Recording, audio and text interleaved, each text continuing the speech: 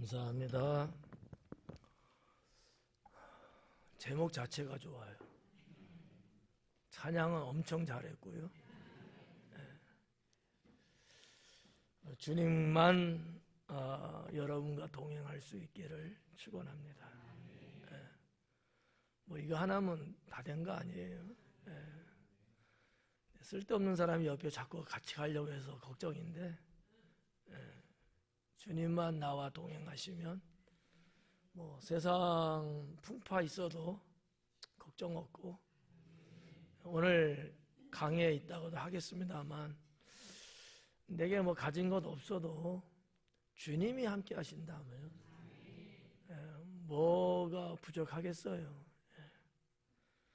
여러분 모두가 주님께서 동행하는 성도인 줄로 믿습니다. 오늘 35절부터 38절까지인데 말씀 속에서 하나님의 은혜가 여러분에게 임하기를 소망하고 축복합니다.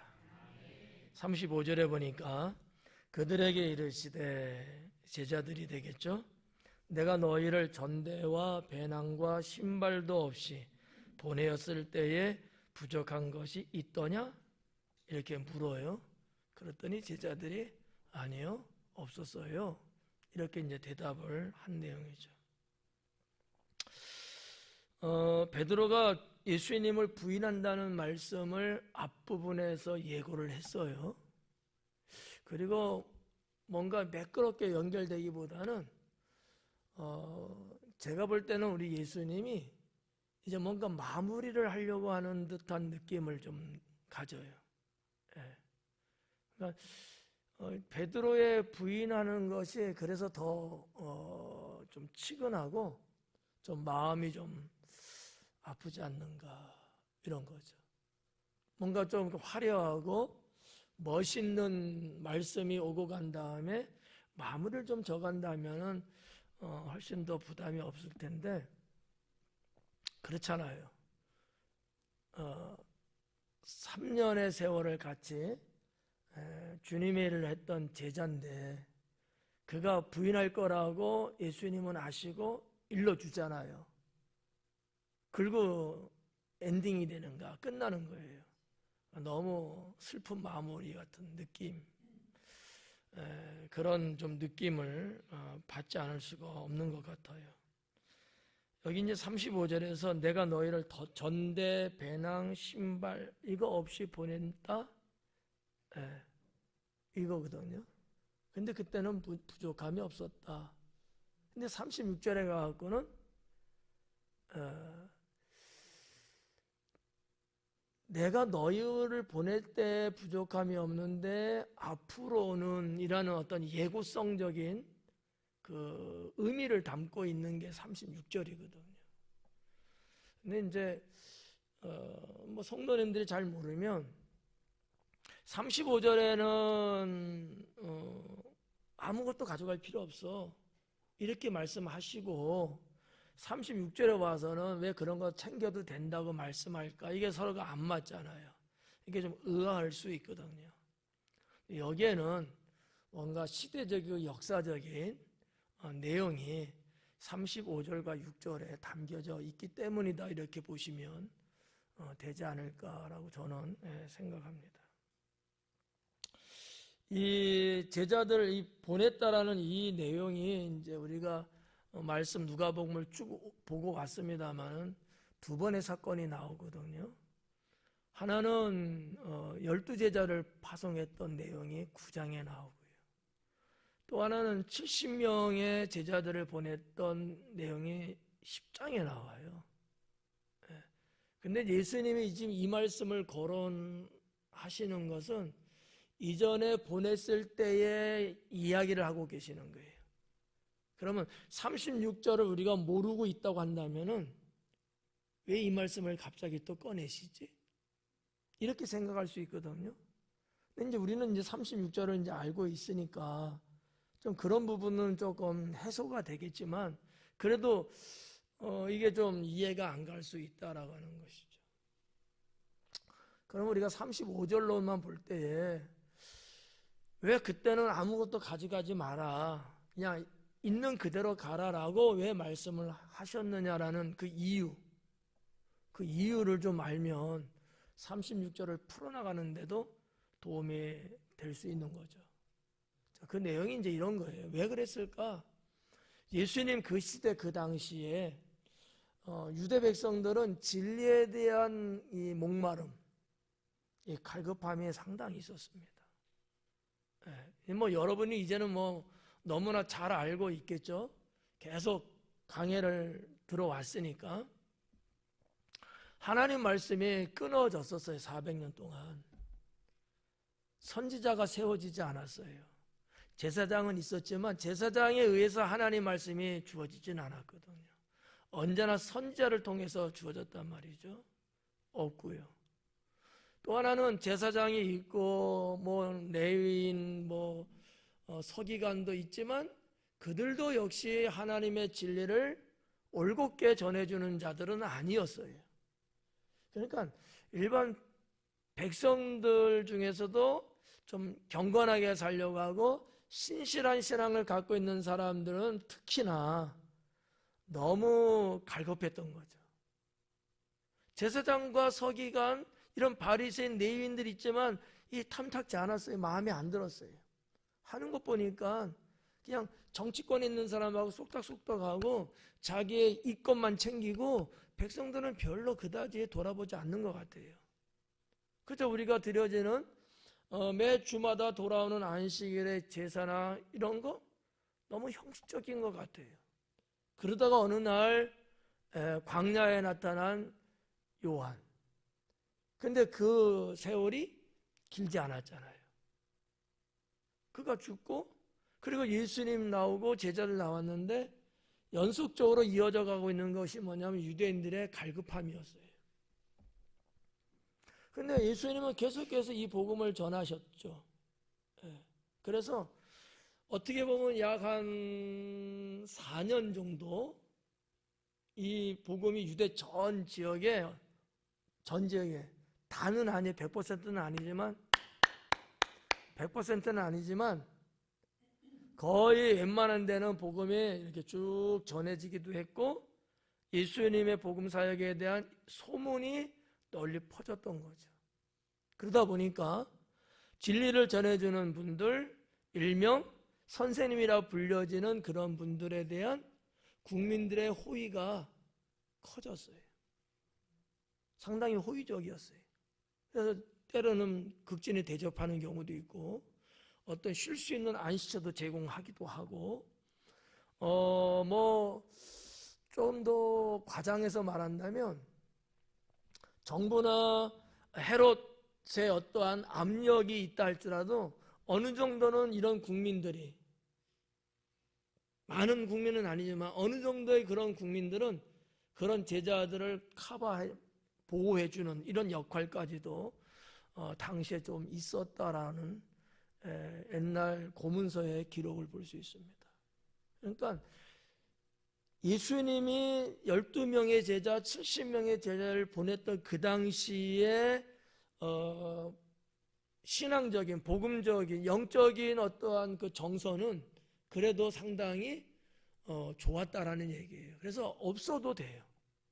우리나라도 어땠어요?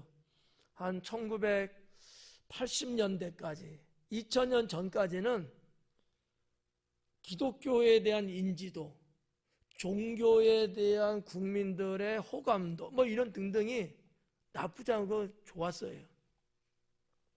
백성들이 힘들고 어렵고 가난하고 못 배우고 무시당하고 천대당하는 그런 시대에 일반 백성들은 어땠어요? 교회로 많이 들어왔어요. 교회 오면은 위로가 되고 교회 오면은 다들 나를 챙겨주고 뭔가 이렇게 힘을 받을 수 있었거든요. 그리고 정말 또 그 와중에서도 기도하고 신앙으로 살려고 했던 사람들이 또 잘 되는 모습들이 그런 광경들이 많이 펼쳐졌거든요. 심지어는 병원에 가서 치료받지 못했던 그런 어떤 중환자 같은 불치든 난치든 이런 병들도 기도하고 기도받으면서 치료가 되고 이런 큰 역사들이 국내적으로 많이 일어났었거든요. 그런 것처럼. 그래서 예수님이 그래도 제자들과 같이 있을 때는 그런 어떤 인간적인 걱정과 염려 그렇게 할 필요가 없었지 않았겠느냐라는 거죠. 그게 이제 35절에 대한 말씀이에요. 다시 한번 볼게요. 네. 자, 전대, 배낭, 신발 없이 보냈다는 거죠. 근데 너에게 부족한 것이 있었느냐? 아니, 없었어요. 이런 거죠. 자, 이 부분을, 역사적인 거는 제가 이제 말씀드렸고, 또 다른 하나의 모습은 신앙적인 부분 한번 보자는 거죠. 신앙적인 건 뭐냐면, 우리는 어떠냐는 거죠. 없는데 부족함이 없다라는 거죠. 이거를 신앙으로 받아들일 수 있는 사람은 진짜 신앙인이죠. 근데 가짜 신앙인들이 있어요. 좀 말이 좀 죄송합니다만 믿음이 부족하다든지 이제 시작했 이런 분들 있잖아요. 없이는 부족해요. 뭔가 내가 가지고 있어야지만이 부족하지 않다고 느낀다는 거죠. 여러분들은 어떠세요?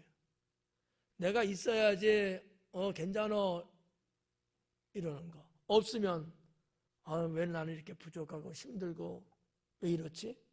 이렇게. 어떠세요? 없이도 부족함이 없으셔요?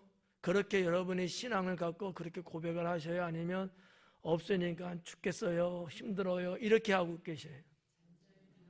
전자예요? 네. 이거 믿어도 되나? 맞나요? 네. 그게 신앙이라는 거예요. 오늘 지금 특송의 제목이 동행이잖아요. 맞죠? 동행이죠. 주님이 나와 함께 동행하시면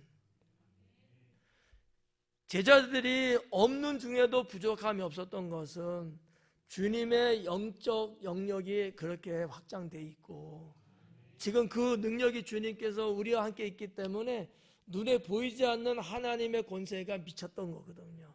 쭉 미쳤단 말이죠. 말이 좀 이상하다. 미친다니까. 미치었단 말이에요. 네. 이런 거예요. 그러니까 우리가 신앙으로 하나님을 믿으며 살잖아요. 근데 때로는 우리의 삶 속에서 없는 게 있잖아요. 옆 사람 보니까 저 사람 저거 있는데 나는 없는 거야. 이런 거 어때? 그런 경우 있어요, 없어요? 있죠. 그럴 때 여러분의 감정은 어떠냐는 거예요. 나도 저거 갖고 싶은데. 이런 생각도 들 수 있잖아.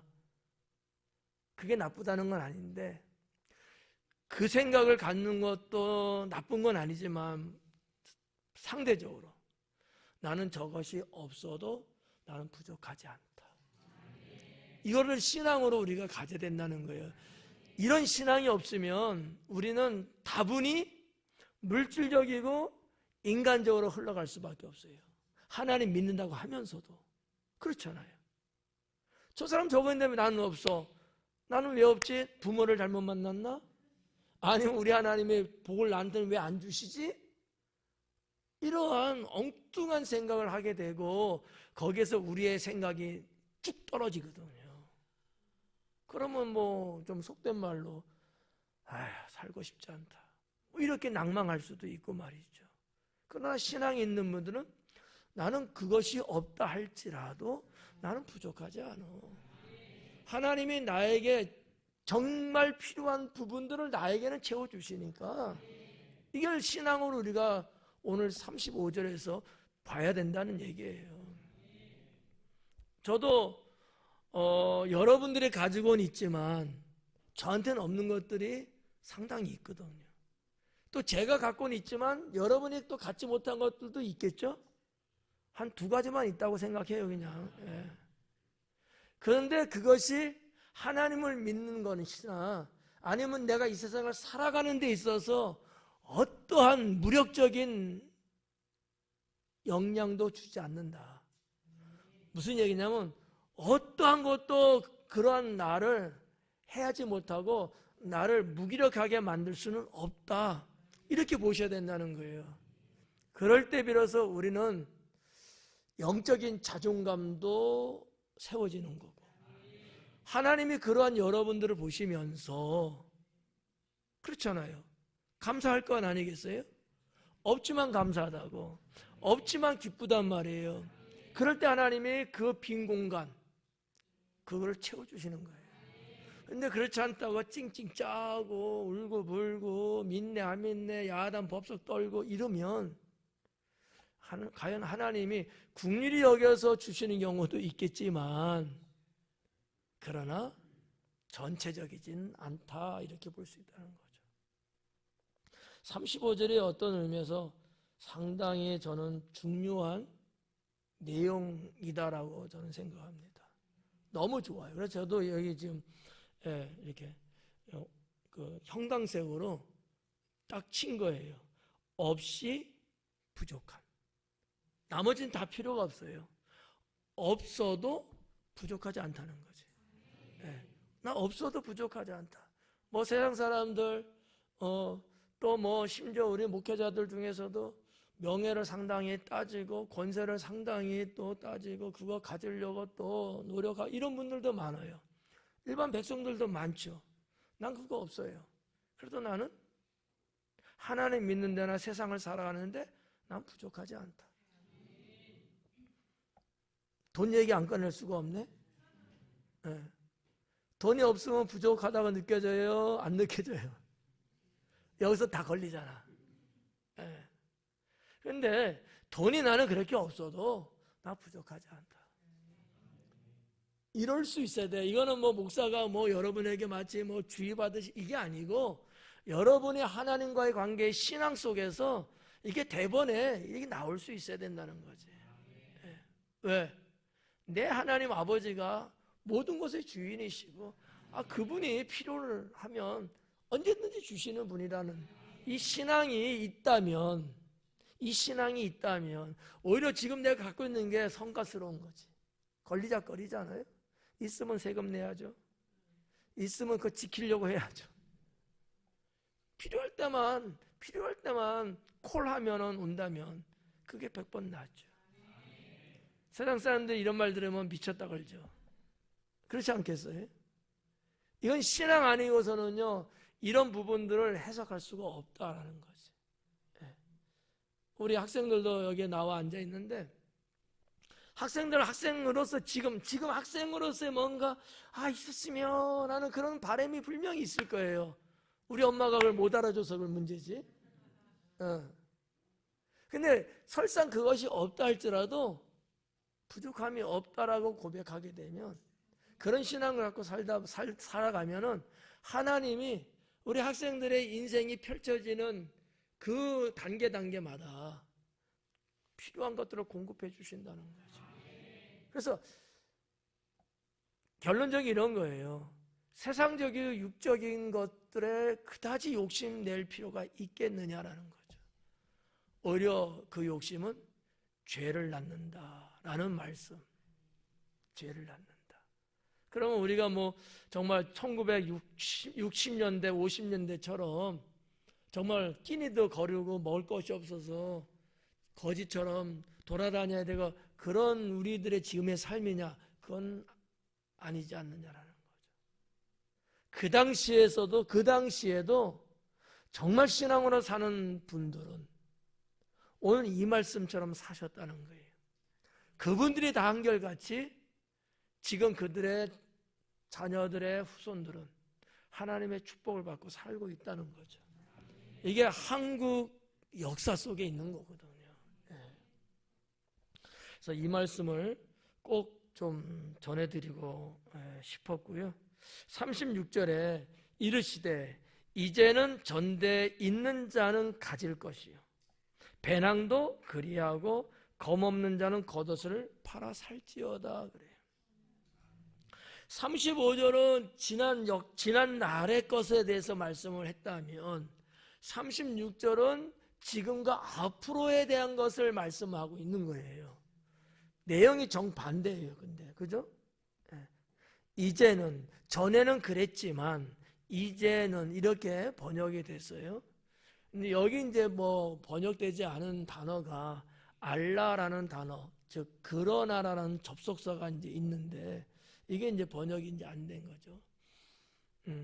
이 접속사 그러나라는 것은 반전을 의미하는 거거든요. 앞에 부분은 이렇지만 그 반대로는 이렇다. 이런 것을 이제 사용할 때 쓰는 용어인데 알라, 린 이렇게 원어에는 되어 있어요. 이 린이라고 하는 것은 이제라는 단어도 번역됐습니다만 지금, 그러나 지금은, 그러나 이제는, 그러나 앞으로는 어떤 시간을 이야기해 주는 용어로 사용들을 하고 있는 거예요. 이전에는 너희가 가져가지 않아도 됐지만, 그래도 부족함이 없었지만, 그러나 이제는 너희들이 챙겨라. 이거예요. 가져라라는 얘기예요. 이게 왜 그러시지? 아니, 이게 뭐 수십 년 지난 일도 아닌데 왜 그러셨지? 이렇게 생각할 수 있거든요. 여러분은 어떻게 그렇게 생각을 하셔요? 아니면 전 생각을 안 하고 사셔요? 생각을 해볼 그런 게 없지 뭐. 36절은 그걸 담고 있다는 거지.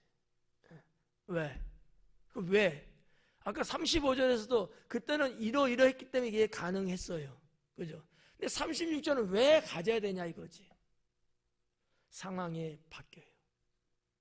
예수님 살아계시는 그 시대는 그렇게 유대인들이 진리에 대한 그 갈급함, 갈증, 또 그런 자들에 대한 호의적이고 상당히 예의적인 이런 것들이 있었지만 앞으로 예수님이 죽으시고 부활승천하시고 그 후대의 제자들이 이어나가야 되는데 그때가 되면 백성들이 돌아서요.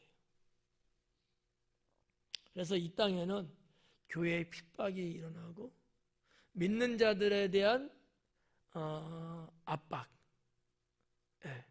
그리고 심지어는 믿는 그리스도인을 대접하고 호의적으로 가면 그도 체포당하고 감옥에 갇히고 죽기도 할 수 있는 이런 시대가 오는 것을 예수님은 알고 계시는 거죠. 그래서 어떻게 보면 이렇게 표현할까요? 자급자족해야 되는. 그러니까 예수님 이후 시대, 교회 시대가 되는 건데 그 교회 시대, 초대교회 시대 때 개개인의 신앙심, 그 마음은 여전히 뜨겁고 살아있다 하지만 환경이 바뀌는 거예요. 복음의 환경, 정서가 바뀌는 거예요. 주님은 이것을 아시기 때문에 너희가 이 검이 없는데 겉옷을 팔아서 그 검을 사야 된다라고 말할 정도로 상당히 심각한 시대가 옴을 예고하고 있는 말씀이 아닐까라고 생각합니다.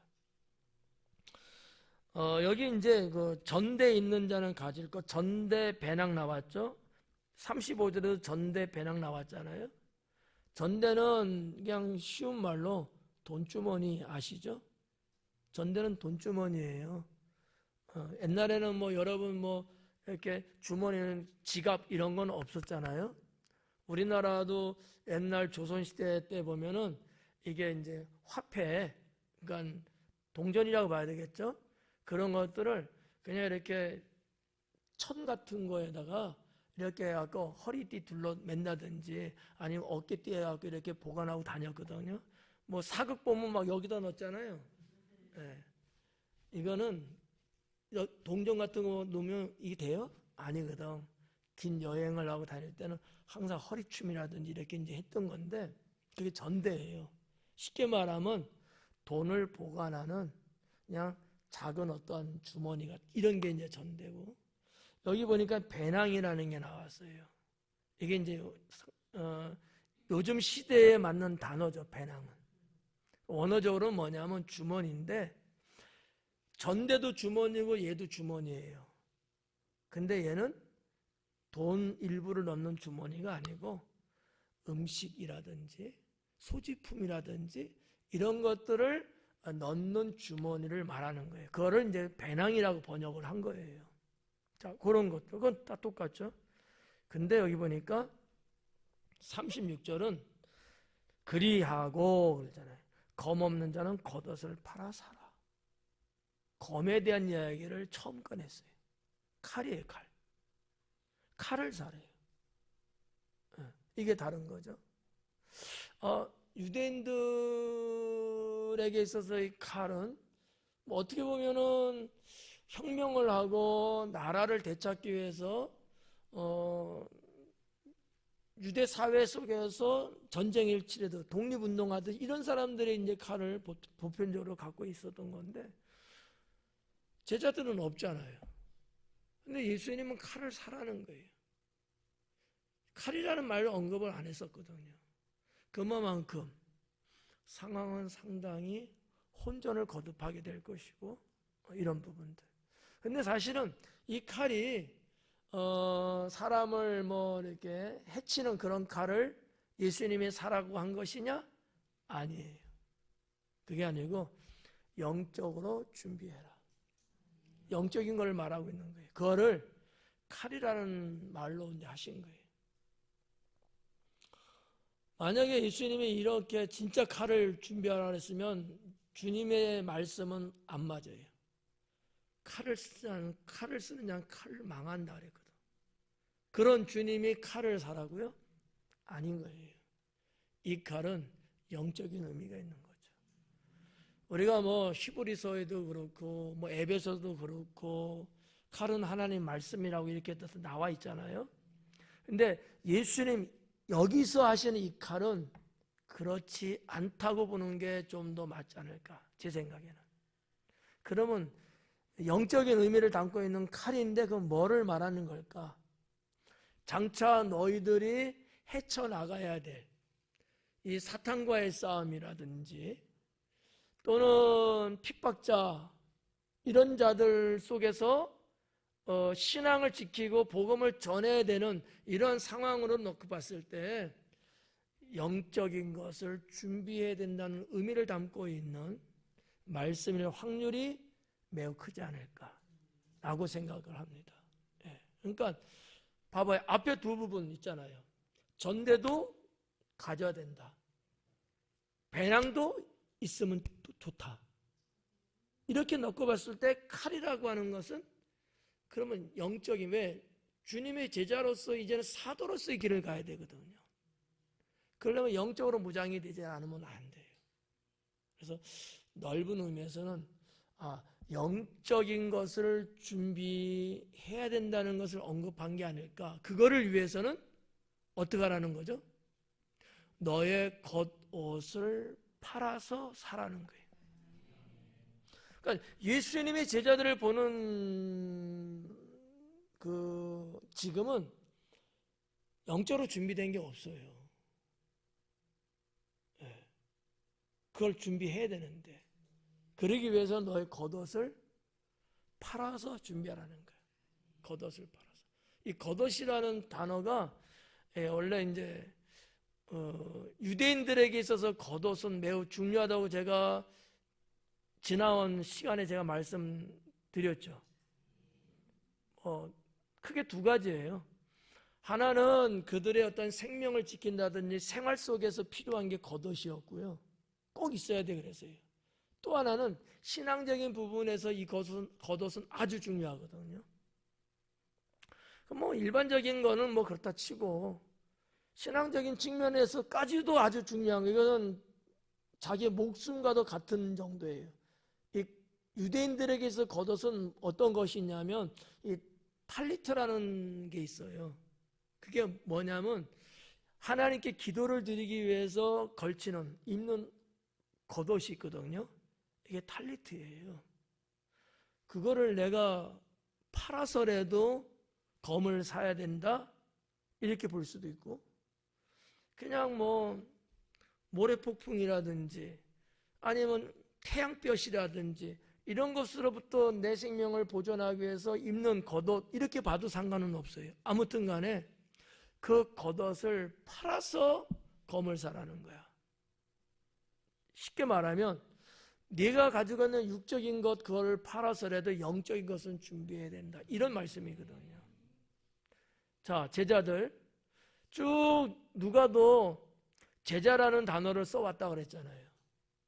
근데 22장에 들어와서 누가는 그 제자를 뭐라고 기록을 했다 그랬어요? 사도로 기록을 했다는 거죠. 이제 예수님은 이 제자들을 보내는 사도로서 지금 보고 계시는 거고, 그거를 위해서 준비를 시키고 있는 입장이거든요. 그렇다고 본다면 더더욱 오늘 말씀한 이 세 가지는 너무나 중요한 것이 된다라는 거예요. 그럼 우리들은 어때요? 우리들은 여러분 어때요? 영적인 것을 위해서 육적인 것을 내려놔야 돼요.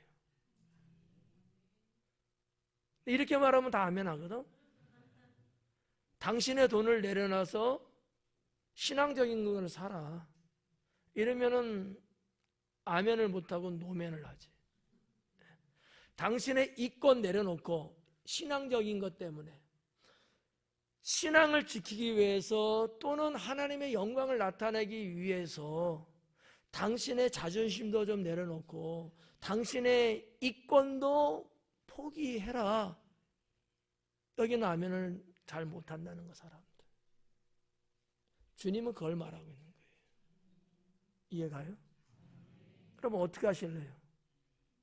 아멘 하고 가실래요? 아니면 고집 부리고 나는 죽어도 못해, 내 눈에 흙이 들어오기까지는 안 돼, 이러시는 거예요? 아니에요? 네. 그럼 제가 강제로 아멘을 한번 동원시켜 볼까? 이런 부분을 우리가 보자는 거지. 이런 부분을. 그러니까 예수님이 보는 관점에서 이 겉옷이라고 말씀한 것이 생활권 속에 필요한 겉옷이든 하나님 앞에 기도드릴 때 입었던 겉옷이든 뭐가 되든지 지금 사도들에게 있어서는 뭐가 더 중요하다? 영적 준비하는 것이 더 중요하다는 거지. 우리가 이 세상 살아가는 데 있어서는 이것저것 필요한 것들 많잖아요. 정말 없어서는 안 될, 꼭 있어야 될 것들도 있잖아요. 그런다 할지라도 영적인 것을 위해서는 그것도 내가 너 가져, 그 대신 이건 나한테 줘, 이럴 수 있어야 된다는 거지. 예를 하나만 들어볼까요? 아주 친한 친구야. 정말 목숨을 주고받을 만큼의 친구예요. 그냥 가상적인 얘기입니다. 근데 그 친구가 내가 지금 없으면 안 된다는 거야. 근데 나는 지금 가야 돼. 예를 들어서 예배를 드린다든지 주님의 일을 해야 된다든지 내가 맡은 게 있다든지 뭐 이런 것들 있잖아요. 이럴 때 나는 어떻게 처신해야 될 것인가라는 거지. 그 친구가 뭔가 필요한 것이 있어. 그것만 있으면 해결이 돼. 근데 그게 없기 때문에 지금 내가 필요한 거야. 그럴 때 그러면 나는 영적인 삶을 위해서 그 친구가 좀 필요로 하는 것이 나한테 있어. 그럼 내가, 친구야, 내가 이거 너한테 줄 테니까 나는 또 나 나름대로 내가 할 일이 있어서 나는 가야 되니 이거로 네가 그거를 대신하고 나는 그냥 갈게. 이해해. 이럴 수 있느냐라는 거지. 제가 금액을 말 안 해서 그러죠? 근데 이러한 사례들이 살다 보면 있어요. 예. 너 이날 출석해야 되는데 안 오면 넌 해고야. 근데 나는 교회에서 예배 드리고 그날 나는 해야 될 일이 있는, 사명이 있는 거야. 이럴 때 어떻게 하죠? 내가 해고를 당할지라도 내 영적인 삶을 위해서 출근 안 하고 내가 교회로 와야 될까? 아니면 눈 한번 찔끔 감고 출근하고 해고당하지 않아도 될까? 어떤 거예요? 뭐 침묵이 이렇게 흐르잖아. 예수님의 피는 여기 있는 거예요. 예수님이 이 말씀하면서 허접하고 그냥 아무것도 아닌 것 같은 거를 말씀하셨겠냐는 거죠. 인간으로서 넘지 못할 만한 그런 문제, 그러나 반드시 넘어가야 될 그 문제, 일반 사람들은 아니다 할지라도 여기 12명의 제자들만큼은 그게 지금 기다리고 있는 거예요. 아니 보냄받은 제자들인데 그 육적인 것을 못 내려놔서 영적인 것이 안 된다? 이 말이 안 되잖아요. 그래서 주님은 이 말씀을 하고 계신 거라고 저는 이제 보는 거죠. 예. 그게 일반 성도님들 입장에서는 상당히 어려운 질문일 거예요. 직장의 해고를 당하면서까지도 내가 내 신앙을 지키고 내가 예배자로서 내가 교회 뭐 이런 등등으로서 내가 갈 것이냐. 근데 그런 날이 분명히 여러분의 삶 속에도 있어 왔을 거고 앞으로도 있을 수 있어요. 저는 경험을 해봐서 알아요. 제가 예전에도 말씀 한번 드렸잖아요. 성탄절 날 출근해라. 안 하면 너는 해고다. 과장으로부터 이야기를 듣고 과장님 저는 교회에서 저는 성가대를 하고 있고 성탄절 아닙니까? 저는 예배드려야 합니다. 그랬더만 해고래요. 예, 그러세요. 그리고 정말 저는 안 갔어요. 출근 안 했어요. 그리고 그날 저녁에 연락이 왔어요. 출근하라고 다음날. 해고래매요. 그러니까 그냥 한 소리야. 그러면서 출근을 그 다음날 이제 했죠. 예를 들면 이런 거라는 거예요. 옷을 팔아서 영적인 것, 검을 살 수 있어야 된다는 거예요. 12명의 제자들만 사도 아니죠. 우리도 보냄받은 자로서 복음의 사도들은 분명해요. 직분적으로 명칭적으로 우리가 사도란 말은 안 하지만 의미적으로 그렇다는 얘기예요. 우리도 다 주님의 보냄받은 사람들이에요. 가라 하시면 가야 되는 거고, 내가 만나는 자들에게 때렸든지 못 얻든지 말씀 전하라고 했으니까 전해야 되는 거고, 뭐 그런 맥락에서 우리도 복음으로 보냄받은 자는 분명하죠. 그래서 이 36절에서 이와 같은 부분들을 우리가 한번 나 스스로에게 물어보면서 도전해보자. 나는 정말 영적인 것에서 육적인 것을 내려놓을 자신이 있는가? 그 신앙은 나에게 있는가라는 거예요. 그 신앙은. 우리 믿음의 선진들이 한결같이 그 신앙 때문에 심지어는 자기 목숨도 내려놨고 그런 신앙이 이어지면서 오늘 우리가 이렇게 신앙생활을 하고 있는 것 아니겠습니까? 그분들이 아니었다면 우리에게는 신앙이라는 건 있을 수 없었겠죠. 그렇잖아요. 뭐 서양 선교사님들, 그분들의 생명은 귀하지 않았을까요? 귀하죠. 정말 공부 다 하고 그 젊은 청춘에 알지도 못하는 이 동양의 조그만 나라, 여기 와서 자신의 생명, 자신의 피를 뿌리고 결국 죽으면서 복음을 전했잖아요. 그런 신앙. 그렇게까지는 아닐지라도 내 핸드폰을 내가 쓰지 않더라도 내가 신앙을 지키고, 예배 시간 기한 가면 늦어.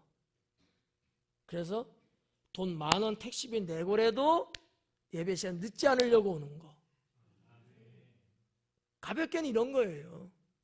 영과 육을 저울질했을 때 나는 어느 쪽에다가 나는 손을 들 것인가. 이런 것들을 여러분이 사시면서 늘 도전 받을 겁니다. 그 도전에 패배하지 마시고 승리하시라고 말씀드리고 싶습니다. 그래서 이제 이런 36절의 말씀 좀 보시면 좋을 것 같고요. 37절에 보니까 내가 너희에게 말하노니 기록된 바 그는 불법자의 동류로 여김을 받았다 한 말이 내게 이루어져야 하리니 내게 관한 일이 이루어져 감이니라. 자, 예수님께서 이사야 선지자 이사야서에 기록되어 있는 말씀을 인용을 하셨어요. 이사야서 53장에 나와 있는 말씀이거든요. 거기에서도 메시아에 대해서 뭐라고 기록을 했냐면은 살인자라고 했나? 범법자, 죄를 법을 어기는 이 범법자의 친구, 동료로 취급받는 것을 말씀하고 있어요. 메시아가. 이 말씀을 예수님은 지금 인용하셔갖고 여기 불법자의 동료로 여김을 받는다 한 말이, 이사야 선지자를 통해서 그 한 말이 뭐라 그래? 내게 이루어져야 한다. 그러니까 예수님은 메시아로 오셨잖아요. 이 메시아는 불법자, 범법자, 어쨌든 이와 같은 자의 친구로 불러지고 여겨지는 삶을 살아야 된다고 이렇게 말하고 있는 거예요. 근데 예수님은 실제적으로 사역하시면서 그런 삶을 사셨잖아요. 유대인들이 가증히 여겼던 유형의 사람들, 창녀, 돈 이자놀이 한 등등의 세리, 이런 사람들, 또 악을 행하고 거짓을 일삼고 폭행하는 그런 자들, 예수님은 이와 같은 자들까지도 어떻게 봤어요? 친구로 봤어요. 예수님은 어떤 사람일지라도 이렇게 물리친 적, 손절한 적이 없어요. 다 내게로 오라는 거였어요. 이게 예수님의 사역 속에 보여준 모습이잖아요. 우리도 그래야 된다는 거죠. 물론 우리가 예수님과 똑같은 그러한 삶을 살기는 불가능하죠. 하지만 그런 거 있잖아요. 수학에 A 다시 이런 거. A는 아니지만 A 다시. A와 같은 유형한 성질을 갖고 가는 그런 존재들. 그게 그리스도인이거든요. 예수님을 닮은 사람들. 예수님과 똑같진 않지만 예수님을 닮아가는 사람들. 그게 우리들이거든요. 이 불법자의 동료로 여김을 받는다 말을 했는데 그것이 내게 이루어져야 한다는 거예요. 우리는요, 우리도 그렇게 살아야 된다는 거죠. 근데 현 생활 속에서 우리들은 어떻게 살까? 이런 사람들은 우리 거절하고, 때로는 나보다 조금 좀 못하다 생각하면 무시하고 짓누르고 깔보고, 나하고 스타일이 안 맞고 성격이 안 맞고 뭐 정서적인 거 뭐 이런 등등으로 이게 또 안 되면 우리는 휙 등 보이면서 뒤돌아서고, 나한테 조금 뭐 좀 안 좋은 것을 이렇게 한 사람이라면 마치 원수를 대하듯이 우리는 그런 사람을 가까이 안 하잖아요. 심지어 어떤 사람들은 얼굴 뻔히 쳐다봤는데도 인사도 안 한다는 거죠. 왜? 재수없는 사람이거든. 내가 나한테 싫은 짓을 한 사람이야. 상전하기 싫다는 거지. 그럴 수는 있는데 주님을 믿고 따른다는 우리가 과연 그러면 되냐라는 거죠. 원수까지 사랑하잖아요. 원수는 아니잖아. 근데 우리의 가족이고 우리의 친구고 우리의 이웃이고 우리 같은 성도들이잖아요. 못할 게 없잖아요. 주님의 그와 같은 마음을 우리가 그래서 가져야 된다는 거예요. 나는 마음이 온유하고 겸손하니 너는 내게 와서 배우고. 내 마음을 가지라는 거 아니겠어요, 주님이? 네. 아유, 쟤는 이렇게 못생겼어. 쟤하고 놀지 말자. 이런 경우도 있잖아요. 쟤는 수준이 우리하고 좀 떨어져. 그래서 왕따도 시키고. 쟤는 꼭 할 때마다 꼭 이상해, 애가. 그냥 쟤하고는 우리 상전하지 말자. 그래서 또 배제하고. 우리의 삶 속에서 이와 같은 비슷한 유형들이 없다고 하면 거짓말이란 말이에요. 근데 성경은 그러면 안 된다는 거죠. 그래서 예수님은 이런 불법자의 친구로 여김을 받고 그러한 자들이 주님의 친구로서 존재되어져야 되고, 이것이 계속 불켜나가면서 온 땅에 복음화가 이루어져야 되고, 그래서 예수님은 일명 뭐라고 말해요? 모든 이의 친구라는 거예요. 찬송가 가사에 의하면 막역한 친구라는 단어로 가사를 썼거든요. 예수님에게는 막이 없어요. 막역해요. 담장이 없어요. 누구든지 다 내게로 오라는 거예요. 근데 우리도 그래야 된다는 거지. 100% 그럴 수는 없겠지만 사람이라. 그러나 지난날에는 51% 했으면 올해는 한 55%까지 끌어올리고 내년에 한 60%나 이렇게 또 가고, 그래서 점점 우리도 예수님 닮아가는 그러한 성도. 그래야지 여러분 주님 나라 천국이 내 안에 있는 거고 교회 안에 있는 거고 우리 삶 가운데 있는 것 아니겠습니까? 저는 그래야 된다고 확실하게 믿어요. 여러분들이 그렇게 살아주기를 간곡히 권합니다. 그래서 37절에서 그런 부분들, 내게 관한 일이 이루어져 감이라. 여기서 이제 이루어져 간다라고 번역됐는데 뭐 잘된 번역이죠. 좀 다른 말로 말하면 끝나감이니라. 근데 저는 후자가 더 좋아요. 이루어 간다는 것은 아직도 끝이 없어요. 안 보이잖아요. 그게 아니고 끝나감이라. 마무리 짓고 있는 거예요. 그러니까 예수님은 스스로 자신의 시간을 알아요. 예언한 메시아에 대한 예언의 내용들을 쭉 지금까지 이루어 왔어요. 근데 그것이 이제는 끝나간다는 얘기예요. 언제면 끝날까요? 아마 이사야서 53장에 고난에 대한 말씀을 예언해 놨잖아요. 그것하고 지금 연결된 말씀을 하고 있는 게 아닐까. 그래서 주님의 죽음의 시간이 임박했음을 말씀하고 있는 거라고 저는 이제 생각이 되는데, 자, 아무튼 내게 관한 일, 30절에 내게 관한 일이 끝나갑니다. 내게 관한 일이에요. 메시아 예언에 대한 일이거든요. 그게 끝나가고 있다.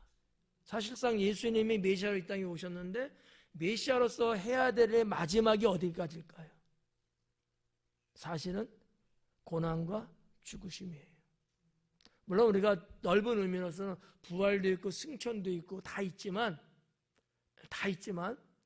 선지자를 통해서 예언했던 그 메시아의 사역의 마지막 부분, 그 끝자락은 어디일까? 고난과 죽으심이거든요. 그거를 지금 예수님은 말씀한 것이 아닐까라고 생각하게 됩니다. 38절 마지막에 보니까 그들이 여짜오되 주여 보소서 여기 검 둘이 있나이다 그래. 예수님이 검을 사려니까, 칼을 사려니까 칼 두 자루 있다고 꺼내는 거예요. 베세다 들녘에서 어린 소년이 먹을 걸 구하니까 오병이어를 이렇게 꺼냈듯이 이 제자 그거를 샘플로 내놓는 건가 지금? 그러면 예수님이 기도하면 검 두 개가 칼 두 개가 칼 12자리로 바뀔까? 그러니까 제자들은 아직까지도 예수님 말씀의 영적인, 예수님 말씀의 그 깊이를 모르고 있는 거예요. 칼 사라니까 칼 왜 사? 여기 두 자루나 있는데요. 이런 것 같아. 좀 웃기잖아요. 여러분 같으면 어떨 것 같아요? 네 옷을 팔아서 검을 사라, 칼을 사라 하면 여러분은 제자들처럼 칼 저도 하나 있는데요 이렇게 할 것 같아요? 아니면 제가 더 깨어 근신하고 영적으로 살겠습니다 이럴 것 같아요? 전자후자 그렇겠죠. 그러니까 좀 뭐 답답한 얘기인데 제자들이 이렇게까지 몰랐을까, 이런 게 조금 마음이 아파요. 그러면 나도 주님의 그 마음을 나도 제자들처럼 모르면서 이렇게 가고 있는 것은 혹시 아닐까. 그러니까 좀 두렵죠. 쥐뿔도 모르면서 이렇게 안다고 강해를 하니 두렵죠. 내가 잘못 성경을 가르치는 건 혹시 아닐까. 알면 알수록 어려워요. 하나님 말씀이. 두렵죠. 왜냐하면 제가 잘못 가르치면 여러분은 배운 바 그대로 여러분은 실천을 너무나 잘해서. 네. 그러니까 잘 해야 되는데 주님의 뜻이 어디 있는지, 성경을 통해서 하신 말씀의 의미가 무엇인지. 그래서 성경의 이 표면적인 거 이것만 갖고는 그 해석을 올바로 하기는 어렵다는 거죠. 그래서 시간이 좀 많이 걸리지만 여러 가지를 다 총망라해서 역사든 정치든 경제든 문화든 하다못해 뭐 지질이든 천문학이든 여러 가지를 다 나름대로 하고 고대 사회에 있었던 문헌들을 또 살펴보면서 성경을 그나마 해석을 하는 이유가 바로 거기 있어요. 좀 더 정확도를 높이기 위해서. 자, 아무튼